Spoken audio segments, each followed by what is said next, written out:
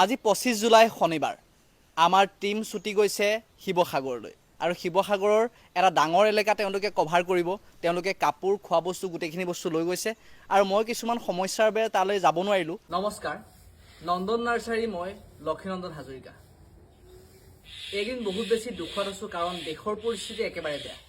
শিৱসাগৰ যোৰহাটৰ বস্তুখিনি দেখিছেই, পানীয়ে একেবাৰে অৱস্থা বেয়া কৰি দিছে আৰু আমাৰ গ্ৰুপ ছুটিয়ে আমাৰ শিৱসাগৰৰ মানুহখিনিক, যোৰহাটৰ মানুহখিনিক সহায় কৰিবলৈ আমি বিহপুৰীয়াতে কিছুমান ডনেশ্যন তুলিছোঁ আৰু সেই পইচা তুলি আমি শিৱসাগৰলৈ যাম আৰু আপোনালোকেও যি পাৰে সহায় কৰক। আমাৰ বিহপুৰীয়াৰ ক্লক টাৱাৰটোৰ ওচৰতে এটা আমি দানপাত্ৰ থৈছোঁ, তাতে আপোনালোকে কাপোৰ কানি যি পাৰে তাতে আপোনালোকে জমা কৰিব পাৰিব আৰু সেইখিনি আমাৰ টিমে লৈ যাব শিৱসাগৰলৈ আৰু তেওঁলোকক আপুনিও যি পাৰে সহায় কৰক।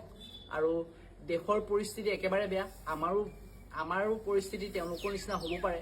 তেওঁলোকে আমাক সহায় কৰিব লাগিব, আমি এতিয়া তেওঁলোকক সহায় কৰিম আৰু মই গোটেইখিনি ইয়াৰ পিছৰ ভিডিঅ'খিনি আপোনালোকক দেখাই থাকিম, চাই থাকিব। জীৱন কিনো মায়া, দুখতো যে দুখ ঢালি দিলা।